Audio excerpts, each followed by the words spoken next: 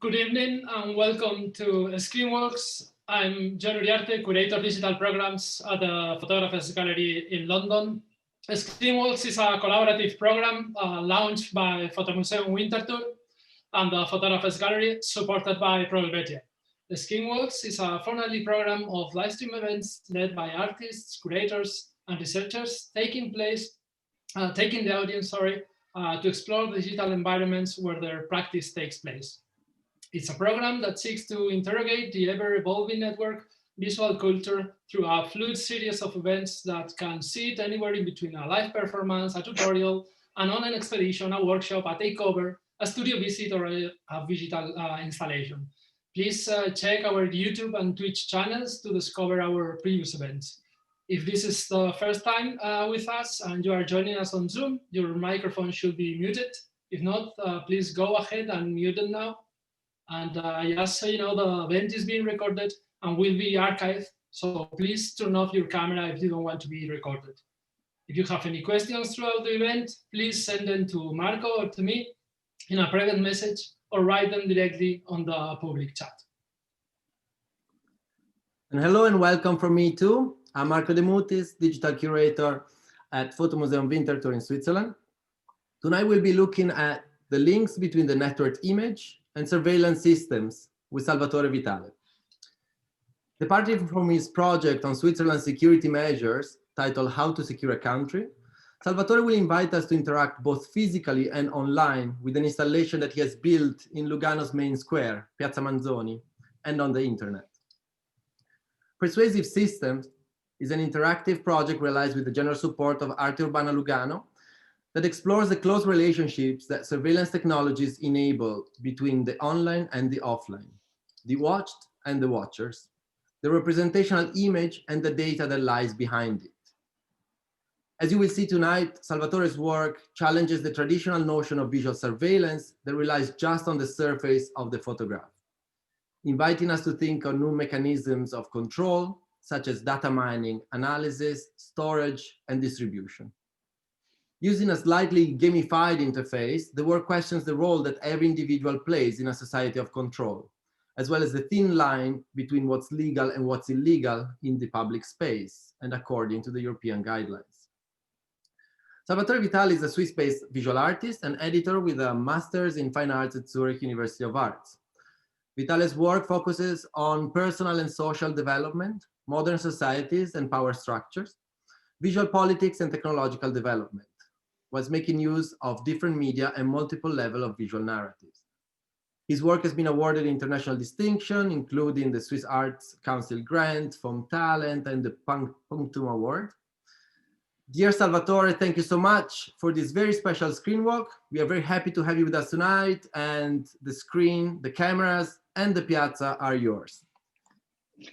Thank you very much, Marco and John. And I want to mention also Valeria Donnarumma and Nicole Bedognetti from Arte Urbana, who gave me the possibility also to build up something that started as a very small idea and then grew up, blowed up somehow.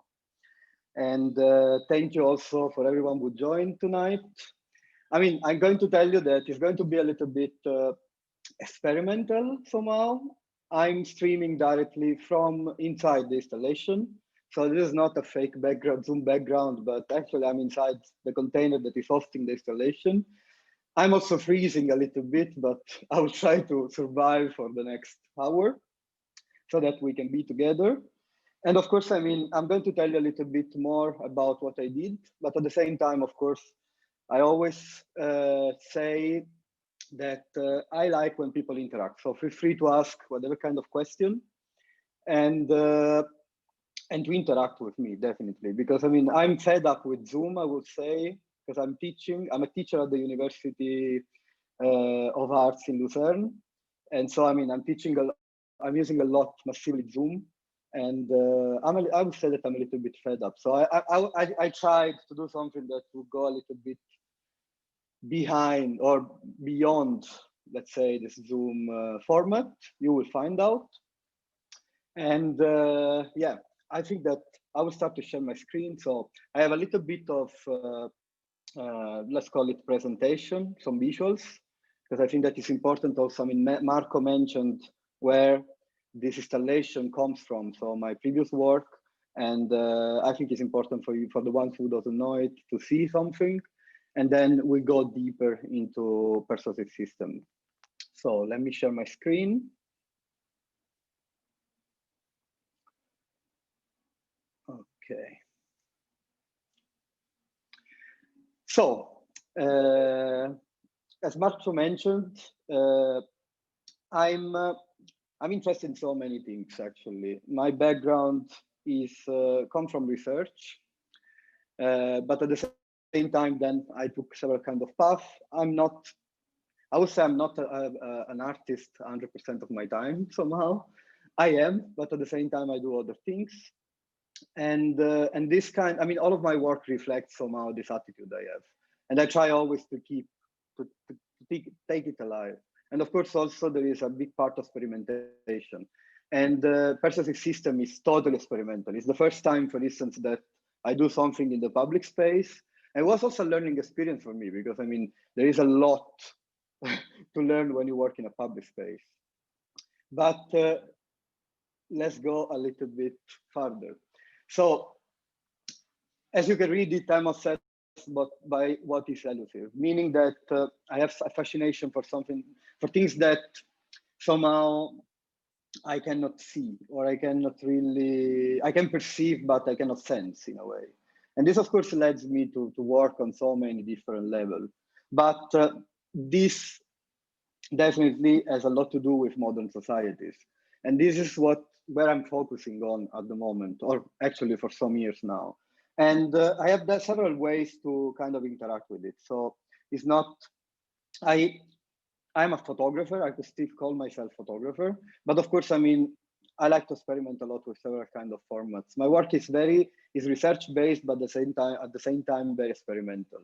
So I also try format that probably, maybe sometimes I'm not even proper of my own practice somehow, but then I try to make them mine. Of course, I mean, the photography is always a starting point and not necessarily the end point. But also, for instance, in this work that I'm presenting here, photography has a big role, even though it's not me who produce the images. And I like this idea also of working somehow in a transmedia way, so that the work lives on different platforms and lives on different media, but altogether gives a sort of story. And this is also what I do as a teacher, for instance, and this is also what I do as a publisher as well. So my work is really a sum of all of this kind of interest. And I've been really, in the last 6 years, more or less, I've been really focusing on the topic of security. Security from many kind of aspects. So I've been working, Marco was mentioning it, on How to Secure a Country, which is a body of work that explores the production of security in Switzerland, so the so-called safest country in the world. That project was born actually from very personal reasons. So it was like a sort of way to react to a popular initiative against massive immigration. I'm Swiss-based, of course, but I'm Italian. And I really reacted on that because I was feeling somehow pissed off by the fact that at the time was 2014, that I had to still feel kind of a guest in the country where I've been living for so many years, because I moved to Switzerland actually when I was 18 to study. So there was a reaction, and I started to do research on to try to understand, I mean, this kind of epilogues, like how it's possible that still we are so afraid of immigrants, and we're so afraid of certain kind of what we don't really know, maybe. And then, of course, I mean, security was, let's say, the focus point. And this happened also through, in many layers. I mean, imagine like a security system is something so complex, but at the same time, it's something highly elusive, because, I mean, to work, a security system should be invisible. And so what I did was trying to start to explore the security system of the country where I live in. Also, that time was a very, very particular time because I mean it was the very beginning, let's say, of the populist movement that were spreading up across Europe. Was a very high moment for the migration crisis. Switzerland also was very much under pressure because of mostly because of the Balkan route. So it was a very intense period in relation to security. But then, of course, I mean, what does it mean security? Something so broad, it's something so huge that I wasn't really aware. I mean, when you think about security, you can imagine like, you can think about the army, you can think about some institution that produce security, but then it's, of course, it's much more.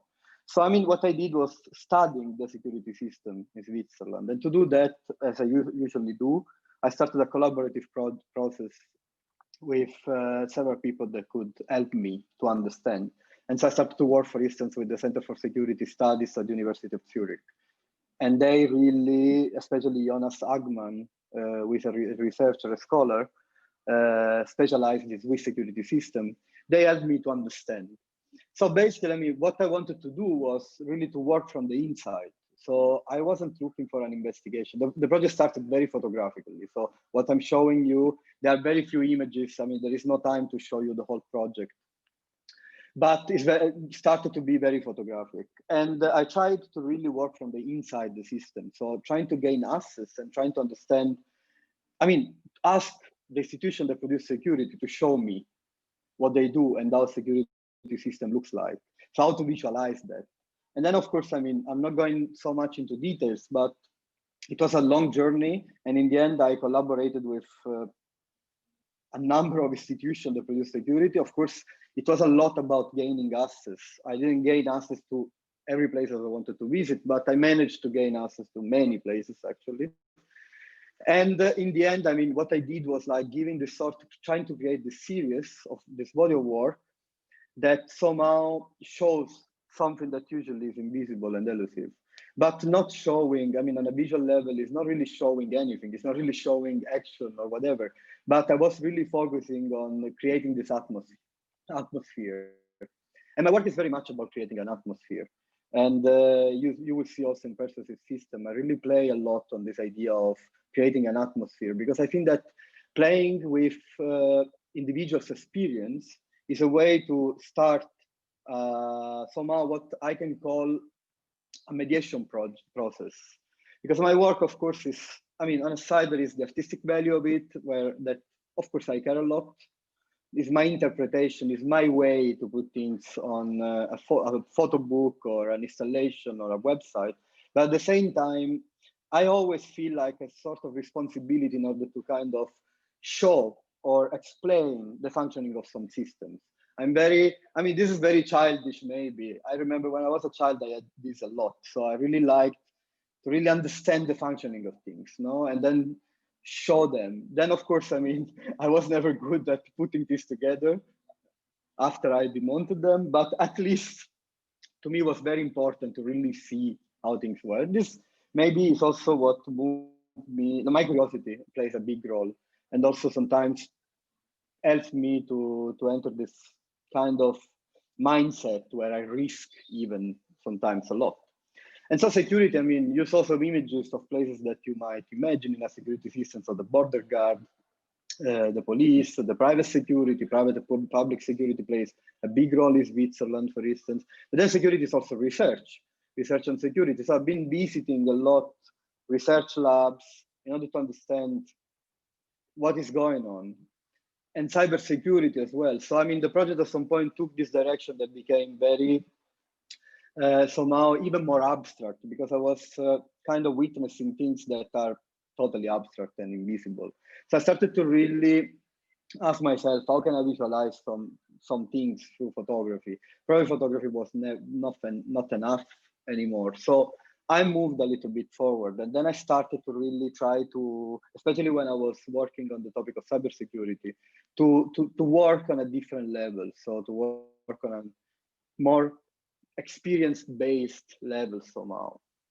And in this sense, I started to experiment.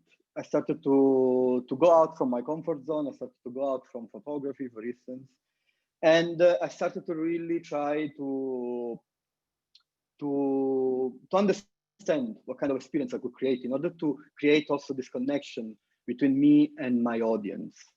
I think that the audience for me is always very relevant. I always try to have this kind of relationship, active relationship with people, because I think that I really like when something becomes more interactive in a way, even though I'm not sure that interactive is the right term because it's been over abused somehow, but I really enjoy when there is somehow a direct feedback. I always ask my audience to perform some kind of action, even to dig into my research materials sometimes, as I did in the case of the exhibition of How to Secure a Country at the Fotostiftung Schweiz. So I always really try to engage with my audience. And just a couple of days ago, I was reading this amazing book by Franco Bifo Berardi, who is an activist, philosopher, Italian, and he's brilliant. I really like him. I was reading this book that is called, I mean, I will try to translate it from Italian, Phenomenology of the End. And this is a quote from the book that I tried to translate. I hope my translation is fine. But I mean, this book is really talking about the pandemic situation. It's talking about how society should or was supposed to change during the first lockdown. And I really like this very simple and maybe even not so innovative quote, where he's basically saying that there is only one certainty that remains, and is the accumulated scientific knowledge, and above all, the living power of cognitive work, technical intervention, and poetic work. And I think, I mean, this really mix up something that I care a lot about. So on a side, of course, we live more and more in this scientific technocracy somehow, no? Especially with COVID, we are seeing it. But at the same time, of course, there is technology which is shaping a lot of our lives. I mean, even now, right now, my installation is really mediated by technology. So technology mediates the way we are human beings, even. And but still there is this poetic, and I really like this idea of the poetic that still has a very relevant role in the way we live, or we should live our lives. And recently I was also writing about datafied society and the notion of data and big data. And also, I mean, in that sense, of course, it's very important, in my opinion, to start to understand ourselves as technological individuals. So, I mean, our life goes beyond the physical body. And so what does it mean to be a technological individual? What does it mean to be an aggregation of data? And this is also something that I question a lot in my work. And I try to question even here in this installation in Persuasive Systems, because I think that in the end, I mean, we have two kinds of souls. One is the physical soul that right now it's even like put on somehow on hold because of the global situation. On the other hand, we have this very active digital life where we become data ourselves. And so we become raw material again. And this is something that, of course, I mean, paraphrasing Heidegger, that was his big fear, no? When we start to really stop to see ourselves as who can make a real intervention on nature, and we start to see ourselves as raw material. And I mean, and I try always to really bring this idea of, I mean, my work is becoming more and more performative somehow. In this case, for instance, what is in these images, I try to really create an experience of browsing the internet and leaving traces online by performing a sound installation, where basically the position and the movement in the space triggers and modulates an audio track. And so basically, I mean, through the use of some sensor, I'm not going too technically. And I think this is also something interesting, because in the end, to me, was in a very abstract way somehow to make understand something that is very normal, because everyone leaves traces online, but at the same time becomes quite, for some reasons, for psychological reasons, mostly, becomes quite yeah, we don't really figure it out. And so basically, I mean, the audience in the space, who is modulating the track, has control on what the others listen, and at the same time, the others lose control on what is played in the space. I can show you a video maybe that shows it very quickly. It's just 1 minute. Just to give you an idea.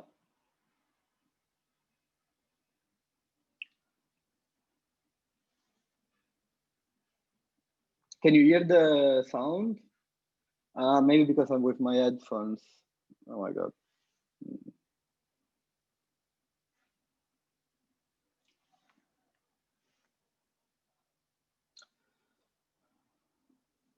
Well, I will send a link in the chat for the ones who want to watch it. Let's not lose so much time on this. And I mean, this is just to make you understand how I developed also my recent body of works, and also what leads to persuasive system. So kind of going a little bit beyond the photographic medium as it is, but trying to create different kind of experiences. And when we're brainstorming with Marco and John about what to do for the Screenworks and what to focus on, they asked me to do something on surveillance. Actually, I mean, I've been working on the security system, but surveillance was never my focus point. I just touched it briefly, but I wasn't very interested in that because, I mean, a lot has been done in surveillance, and also for me at that time wasn't really the main topic. I was more interested in discussing other kind of dynamics in this big industry that surveillance is. But actually I did also something with webcams, very different from what I did here. And this was also in the context of an online exhibition for photo gallery in Oslo. And basically, I mean, I was reflecting on the idea of the landscape and the militarized landscape. So basically starting from the idea that Switzerland, the Swiss mountains, of course, are totally militarized. And this happened because of the Swiss National Redoubt during the Second World War. I'm not going too much into details, otherwise it goes very long. But if you go on the website, you can find all the information. And basically what I did was assessing, kind of hacking for some ways, a camera in the Swiss Alps in a specific point, which is the Grimsel Pass at the Auschwitz. And basically I started to stream this image, and I started the 29th of April and it's still ongoing. If you go on the website, you can see it. So, and basically what happens is that there is one image popping up directly from the webcam every 20 minutes. So I'm collecting like this basically long take of one single image. And what you see is just very little changes. But for me, it's like offering this reflection of the image that's itself, but also the passing of time and the idea of slowing down, and the idea also of reflecting on what is hidden, what is invisible, and how this is usually impossible to witness. So, I mean, I was kind of working with webcams, but at the same time, I found it very hard because, I mean, a lot has been doing on the topic of surveillance, a lot of amazing works. So, I mean, both in photography, and I can mention, for instance, the work of Spinach, it's Witzel to stay Switzerland, but I mean, also media art, there are so many works on surveillance, and also very relevant artists. That's, I mean, of course, one of the main references here is also Trevor Paglen, for instance. So to me, it was very hard. I was like, okay, fine. This is very challenging. What can I add to this topic? So I made like a huge research, actually, not only to find artistic references, in order to understand also what was has been done, but to try to find a different entry point somehow. And then, I mean, as I was saying, from something like a small idea became what you see here in these images. So a physical installation in the public space that has, of course, a reference online. And I mean, to me, it was very much about, again, the functioning. So I really wanted to somehow foster a reflection on how a surveillance system works, a video surveillance system in this case, and invite people to reflect on some very important topic related with, of course, privacy. That's the first, definitely. But also the use of data. What kind of data are collected? How are they used? What are our rights even? You know, I mean, I live in Lugano, that is one of the most surveyed city in the world. So there are cameras everywhere, which is now something normalized. We don't even pay attention anymore. So for me, it was even like somehow in a playful way, asking people to really create this sort of play, this sort of game between who is in control, and so basically the watchers and the watched. So a very broad audience that would just pass from the square. And to me, it was very important to, I mean, I work also in how to secure a country, I didn't show it, but I work also with data visualization. So the installation is made basically, maybe I can explain you a little bit in detail. So the installation basically is made of 3 surveillance cameras that are built up. So they are not surveillance cameras that I bought, but together with Leonardo Angelucci, who helped me with all the software basically behind this video surveillance system, and Marco Lurati, who helped me with the engineering, we built up those cameras. And those cameras basically are online and they're streaming 24/7. And what these cameras do, basically, they are connected on a digital interface that I will show you and where you can interact with, where people basically can see what's going on in real time. So the audience is really controlling. So there is also a little bit of this voyeurism, you know, playing with this idea of voyeurism that is very, very, very much into related with video surveillance systems. And they can take images. So basically, the whole idea is really collecting for 1 week, the time in which the installation has been out. So until tonight, basically, collecting images taken by the users. And on the other end, the people in the square, the people that are witnessing the installation, they know that they are surveyed because the area is delimited, and they can see real time what is going on. So who is watching them? But what happens is that, of course, I put them in communication, but at the same time, something that is different from usual is that I'm not collecting any data. So people in the square, I'm not connecting any kind of data. So there is no machine learning in the cameras. There is no algorithm that tracks biometric, collect biometric data or whatever. It's just images, pure images. At the same time, the people who control, I'm showing several information. So basically you have more information of the controllers, about the controllers, than the controller. And this information, I mean, I will show you more in detail, but of course you have the IP address, you have the system they're using in order to, while they are interacting with the installation, et cetera, et cetera. So I like this idea somehow of, again, turning around this idea of collecting information. And basically, I mean, all the pictures and all the installation is based, I was talking about the functioning, it's based on the official guidelines from the European Data Protection Office on the use of data in a video surveillance system. So what I did, basically, I really started from there. Might probably easy somehow, but I read all this document, basically telling what you can do and what you're gonna do from the side of the controller and the side of the controller. And basically what I did was trying, as I usually do, to create some, to simplify it, and create basically those infographics or flowchart or whatever you want to call them, that show basically, on the left, you can see the side of the controller, so rights and yeah, guidelines on how, for instance, to build up the surveillance system, what you can do, how your system should be put up, what are the milestones in terms, for instance, of confidentiality, integrity, availability, etc., etc. And then the side of the controller. So what are the rights of people? What can you do? And if you don't want to be surveilled, for instance. Because I mean, this is something that, of course, there are guidelines. There are instructions and they are public. But how many people really think about what the rights in this kind of terms are? So basically, it was like also this game in order to do something that was as much legal as possible.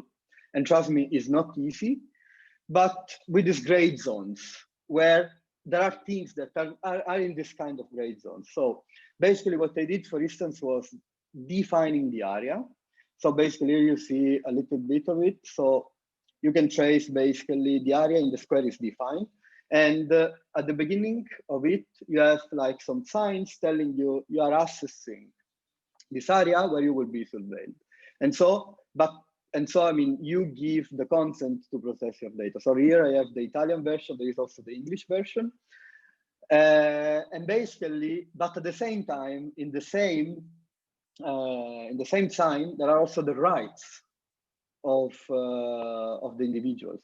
So basically I explain, for instance, what can you do in case you want your image to be removed?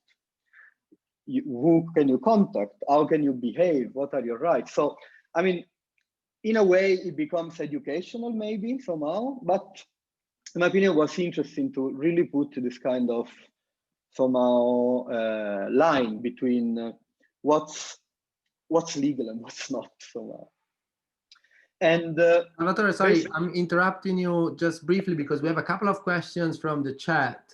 And cool. Also I wanted to clarify. So basically you're sitting in that container we see on the screen right now, right? Exactly. Okay. And I'm freezing, but it's fun. We're gonna see the outside in a moment, but before we move on, just because the questions are also related to your practice in general, somebody was asking, basically Danielle wanted to know more about your references since your work is so research-based. Well, I mean, I mentioned some already, especially, I mean, depends, because I have several kinds of references. Depends on what we talk about. So if we talk about the specific installation, of course, I mean, I find my references in all the artists that have been working massively on this kind of topic. So for instance, I can mention James Bridle, for instance, I mentioned already Trevor Paglen, I mean, even Ito Steyer, that, you know, there are many. Even I can mention to some extent also some media artists and activists like, for instance, Paolo Cirio. I mean, there are many people that have been really doing a great job in this direction. So for me, it was very challenging somehow even to say, what can I add? Also from a perspective of a photographer. Because I mean, of course, what end up, maybe you can call it somehow media art kind of piece, but I feel it to be very photographic. And for instance, I can give you some data. In just 6 days right now, I collected already more than 6,000 images. And they are images, pure photography, no other kind of data on them. And also, I mean, a lot of reference come from this idea of, I was mentioning it as well. So this idea of the networked image. And so the distribution, for instance, how does it work in terms of this, the idea of the use of the image, the life of the image is also online, and also this participative environment and the loss of control as well. And I can mention, for instance, I've been very fascinated recently by non-human photography by Joanna Ziniska, which is, I suggest you all to read it. It's an amazing, amazing book, amazing body of work. So there are many references, and somehow they give me very different access point. So it's not a linear process at all. It's very like I fish from everywhere, and then I try to make my point out of it. So this is, I mean, I can even share maybe some amazing readers that I'm a fan of readers. I always put readers together. And I can even share this kind of content if some of you is interested. Thank you, Salvatore. There are some other questions as well. Lisa is asking that much of the work that you make is connected to banality or to a new. If you could like talk a little bit about that? So it's connected to banality. Banality. Hmm. Well, that's interesting. This is a very interesting keyword. I mean, banality. Yeah, somehow it's banal. It's very banal. I mean, surveillance is something highly banal. And I think this is also what makes it very interesting, because it's something that is so normalized that we don't even think about it anymore. And for me, what's interesting, for instance, because I mean, why persuasive system? The thing is that persuasive system, I mean, I took this, this also comes from a reference. I took this title, I borrowed it from IT. Basically, a persuasive system is a system that changes your behavior, influence on your behavior and code and attitudes without coercion. Meaning that if you know that you are filmed, if you know that you are surveyed, you will change your behavior no matter what. It's very psychological somehow, no? And so, I mean, but at the other end, surveillance cameras, even though they are everywhere, we forget about them all the time. So it's not that when you walk around in the main square in Lugano or wherever, you think about, oh my God, someone is watching me, no? And this makes it very banal. So I really wanted to kind of underline it. And to me, it was also very interesting to monitor people's behavior as well. So what happens when you know that you're surveilled and someone is photographing you real time and you see it on the screen? But at the same time, makes really a difference in the way you behave. And I think, I mean, browsing all the images, I can define some patterns. So I started to have a look at the material already, even though I couldn't go very deep into it, but you can define some patterns. This is also very interesting, because the work I say is ongoing, because this was the physical part, the physical installation, but then I'm going to work with all this data set that I put together. Maybe a last question before we go out to the street. I mean, I asked the audience to keep on like sending questions for afterwards, but just Please. one before we go out. Gulz is asking how improved is the facial recognition right now? If it is possible through masks, how do you think the surveillance is going on with the COVID-19 situation? Well, I mean, this is a very actual topic at the moment. You know, artificial intelligence is something that there is a meme that I love when say that it says that artificial intelligence is like teenage sex. So basically everyone talks about it. No one really knows how to do it, but everyone really speaks about it. No? So the thing is that it really depends on what side you look at. For instance, I mean, if we compare the West and the East, and so China, definitely, is very different. Also because, I mean, every kind of machine learning system, artificial intelligence system is based on the bias of who programs those systems, no? So for instance, in the COVID situation, China, the Chinese situation, why they solved the problem so fast? Many people will tell you it's because they have a totalitarian regime. But I mean, it's not fully true. It's not just, I mean, the brute force will and the propaganda will solve the pandemic problem. The thing is that, for instance, they are very advanced in terms of machine learning. And so basically for them, it's much easier, for instance, to screen people, to screen even body temperature in the street, and then to be able to put these people, for instance, in self-isolation. I mean, of course, there's been a huge debate with all this tracking up, and so the data they are collecting, and so how those data are going to be used when the pandemic will be over. Who can tell us that, especially private companies, are not going to keep on tracking us? So there are many open questions. I believe that artificial intelligence, machine learning, technology in general, in the end, I mean, it's just a tool. So it really depends on how you use those tools. And it's very much about that, in my opinion. I'm not so fascinated about the technicity of it at all, even though, of course, there are so many possibilities. But I'm very much interested about the behavioral implications behind them. Mm-hmm. So I guess that maybe we're on time and ready to maybe walk go outside out of to the this street. container and Yeah. see what's outside. Take us to Lugano. So before I go, here I collected very roughly random some of the images that I've been collecting during those days. So if you went on the website and took some images, this maybe some of this is yours. So this work is in the end is very like, it's a co-production between me and all of you who went on the website and took pictures.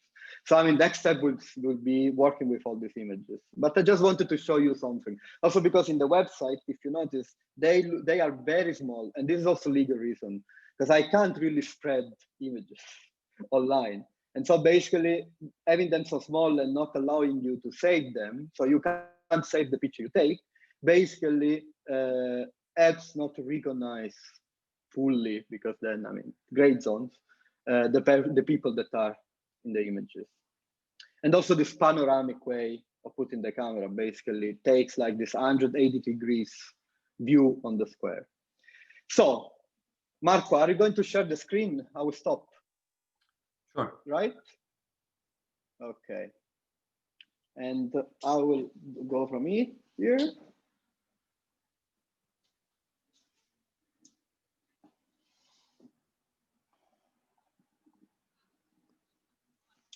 Okay, you can still hear me, right? Yes.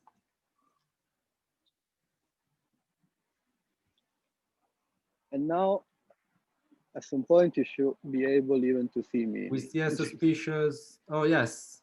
Yes, and now you see me outside. So this was this very playful moment of entertainment for the audience. So have fun taking some picture of me, of the artist. No, I mean, I thought it was nice. I don't know, you can see it from my phone, right?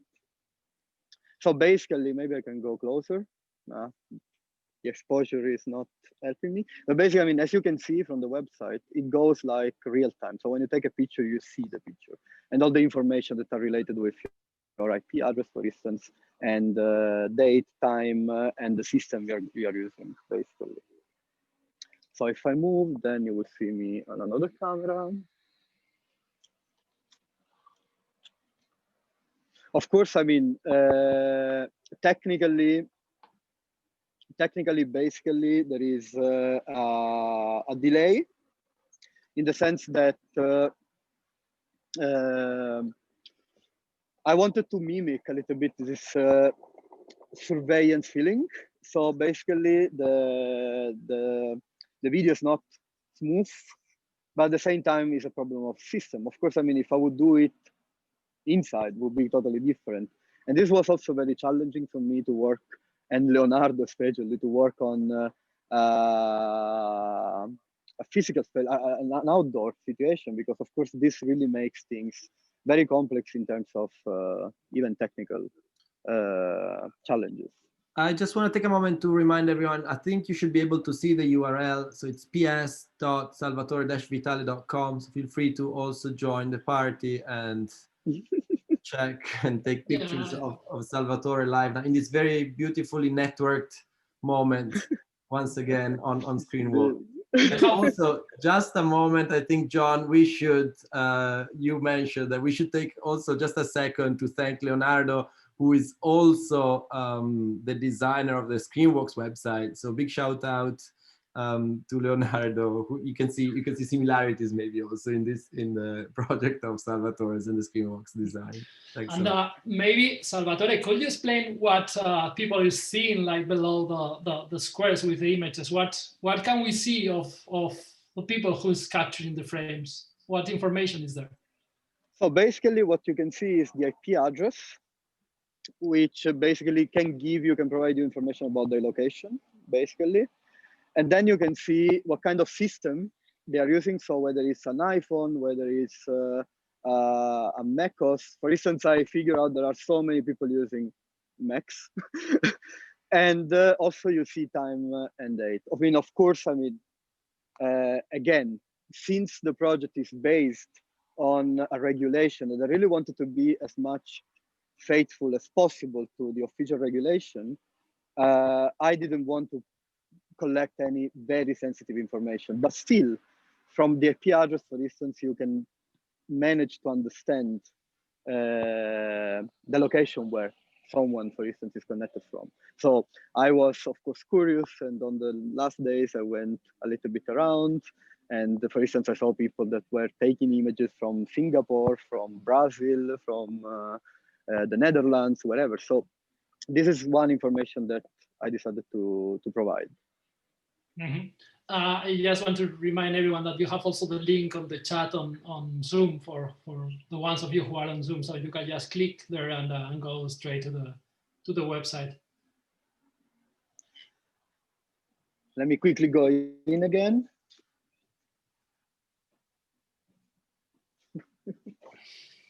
This is a highly connected moment.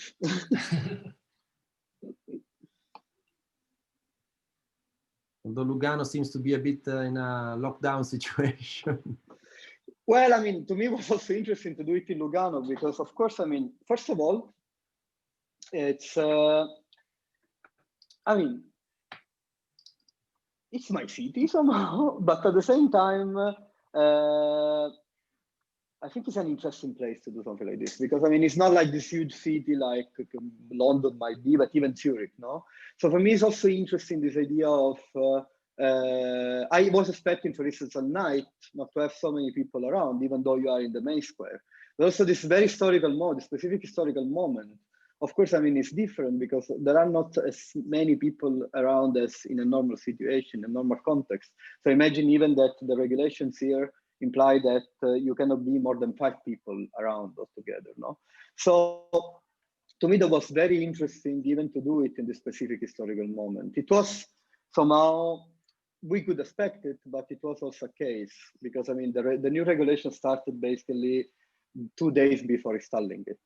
So in the end, I mean, it's very much, and it relates with the question that someone asked me before. So even in COVID time, how can we really look at datafied society, and what does it mean for us to be digital individuals? And the installation has been now up for quite a few days, right? Today is the last day of the installation. So what have you noticed? I mean, in this interplay that you said about the watched and the watcher, like how did people, do you already have some observation how people behaved, both in terms of you know, the citizen of Lugano in the square and the online viewers who participated in this? Well, I mean, of course, if we start from the controllers and the online viewers, I saw that many people were kind of taking some sort of sequences, no, like very filmic sequences. So maybe following an individual from one camera to another camera. And this is interesting because it creates several kinds of sequences. Of course, I mean, I was expecting more people trying to photograph more like the empty space. Actually, I have all at night, but usually people were mostly catch by something happening, especially other people. And also from the people in the square, actually, it's very, of course, so many selfies, but that's normal. I mean, very expected, you know, many selfies, especially young people, but also families, and lots of kids even. And that was quite interesting. I wasn't really expecting it, especially like families allowing children to be watched. I wasn't really expecting it, but this is something that I noticed a lot. And then, I mean, you will see many people watching the cameras. So noticing the physical presence of the camera as well. And this is something that to me was a winning situation, like really noticing the apparatus that usually you forget about it, as we were saying earlier. And what are you planning to do with, because I mean, I have a feeling that you are creating some sort of a data set, of a visual data set with all those images, and that might bring some ideas around both, like the watchers and the watched.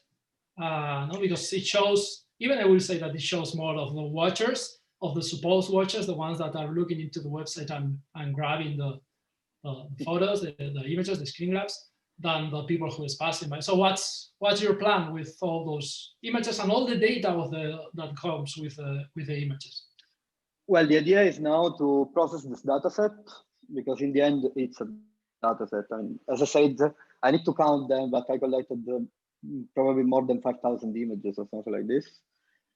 So people were very active, and I'm very happy about that. But yeah, no, I think that my idea was definitely going to work with all the images on a video-like narrative.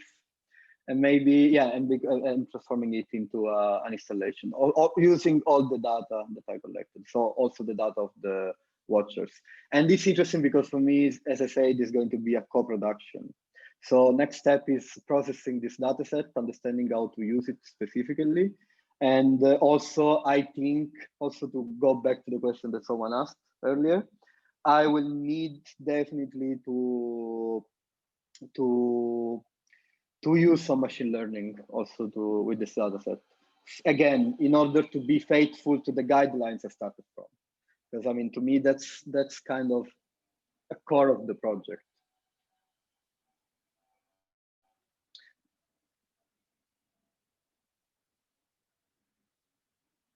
Marco, you're having fun.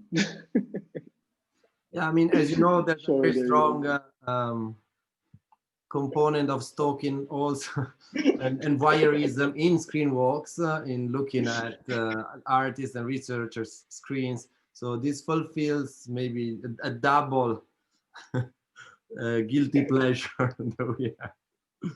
So, but yeah, I think especially like I found a few selfies, and I think you were mentioning it over the weekend, especially you had lots of over the week. Yeah, Saturday especially was pretty intense. But I mean, I think that for instance, to me, it's very. To me, it was very. I was very nervous. I need to say, because I mean, to me, it was something completely new somehow to work in this kind of way, and also to me, what was interesting was like giving up completely the control over it. Because I mean, it could also be a complete failure. No images. I mean, that would also be something interesting to some extent. But on the other hand, I mean, how would you define failure or success in the project? Like, what did you expect? What were your goals at the beginning, and what, you know, like the expectation that you had at the beginning and what you saw throughout the days? How do that compare? Well, to me, something that I'm not sure about, but it's something that probably we'll figure out on the next weeks, is trying to guess or to understand whether the people, the audience offline, if it really fosters somehow some further thinking about it. So this is something that I'm not totally sure about. Also because it's highly complicated even to explain some kind of concept. So even though you try to mediate somehow through this research background and then trying to make an application that goes in a direction that is understandable or graspable, I'm not so sure because it's very complicated. And even the guidelines where I started from, and not all, of course, they are quite complex. Speaking of complex and complicated, someone is asking for a bit of clarification of how the mechanics of the installation worked. I think maybe just because now you're seeing the web page of the project who's looking live through the webcam on top of the containers of the installation. So the questions from Kitty Paris are, who is taking the photos and what is the long list of devices? What, Salvatore, do you want to answer? Yes. So basically, I can be your assistant and showcase in real time. I can go a little bit more technical, but I really don't want to go deeply technical because it's not interesting. It's not the core of the installation. But going a little bit technical, basically the cameras are some Raspberry Pi with Raspberry Pi cameras. So they are like little computers. Let me explain it, simplify it like this. Oh, I think it was a much basic question, like who is taking the photos? Yeah, no, I'm coming to that. And so basically this allowed me and Leonardo to put them on the internet. So basically they are connected on the internet. And so they stream through a server. And basically this allows you to access this website that Marco is showing and basically to capture images. So every time you click on one of the cameras, it saves one snapshot. So you see it. Now, Marco is clicking, and then you will see an IP address popping up, the last on the list. And this basically is Marco. So 213.555, 241.25, this is Marco. And basically, I mean, the images are saved, are stored in a server. So I have access to all these images. And the information that you see on the right, so basically 5.0 Macintosh, blah, blah, blah, those are, this is the system that has been used to take the images. So Marco right now is using a Mac with the operating system 10.14.6, etc., etc. And so basically it gives you like, it's like coming somehow into your private. So you are in your room in a voyeuristic way, you are looking at some other people in the square very far away from you, but then somehow I can kind of imagine what is the situation you are in. And just a quick question, Salvatore, maybe a technical one, but is the server there with you? Because I was thinking that, no. Okay, because it could be like also a nice idea to have like a completely independent, like mobile system, even like using maybe solar energy or like any renewable energy system that could operate the server and also the cameras. I don't know if you even thought about that possibility. No, that could be definitely doable. Of course, I mean, it's a matter also of, budget, definitely, but also time and putting together the system. So now basically the server is online, is in the cloud. And so basically images are stored through the cloud. But yeah, that's definitely a nice suggestion to have like a physical server and even eco-friendly with solar energy. That would be amazing. Yeah, I mean, you cannot even imagine the complexity, and dear Leonardo could say much more about it. The complexity, for instance, even to work with public Wi-Fi, no? Because I mean, of course, you have not even the freedom to access the router, to set up, for instance, to configure ports, etc. I mean, it's quite complex. So the system required a lot of trials before it was up and running. And I was also wondering if you could like go further on this idea of the public space, because I think that that's something interesting on this project, in the sense that when we think on public space, we are thinking usually just on the streets, but suddenly like showing the IP address and even the machine that people is using to make the photos, suddenly it becomes some sort of, the website creates like some sort of like public space of the people who is on that website as well. No, it's I think that that's an interesting idea also to think about, no? How data, like visual data, is not only like it becomes public space somehow here. Yeah, definitely. I mean, to me, it was very much about really putting this, as I said, to create this sort of connection between physical and digital space that becomes physical back again. So it's like the circularity, no?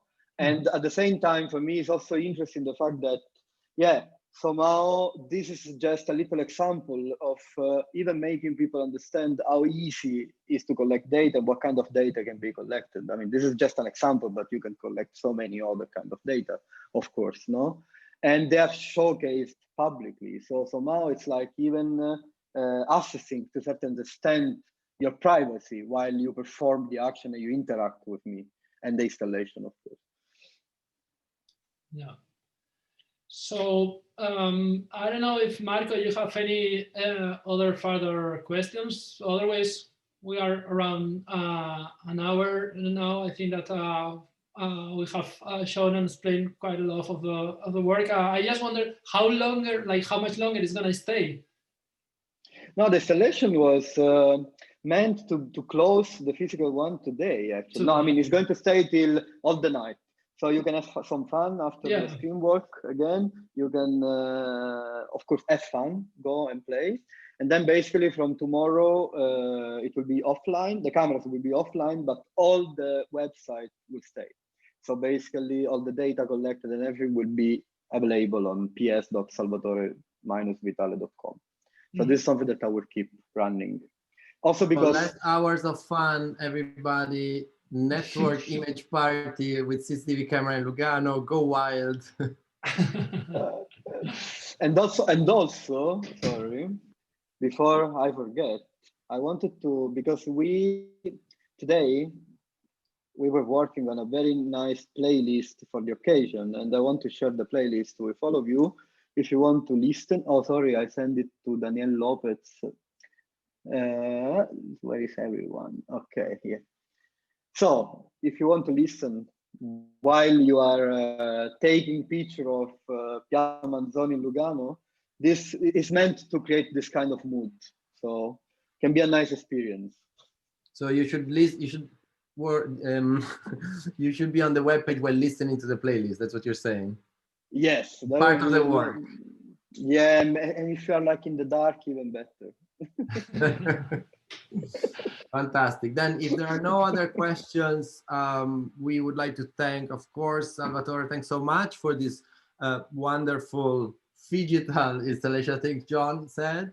And once again, another great screen walk that this time was accompanied by also real walk in Piazza Manzoni. We'd like to thank all of you once again for coming and playing with us. And we want to remind you that we are back in 2 weeks from now with Jenny Odell, who will be leading the next screen walk with us on the 2nd of December. So please join us in 2 weeks from now with Jenny Odell. And yeah, thank you, Salvatore, and thank you everyone who has joined here on Zoom and also on Twitch to this screen walk. Thank you very much, everybody. And yeah, Jenny Odell is fantastic, so don't miss it. No, thank you again, Photo Museum Winter Tour, and Marco, John, and Photographers Gallery, and Valeria, and Nicole, and Claudio Chiapparino from Arte Urbana Lugano. And I mean, I really want to thank all of you because I mean, this really was a challenge, and it worked also because of your support. And yeah, keep posted, and if you have more questions, feel free to reach out. And thanks again for being with me tonight.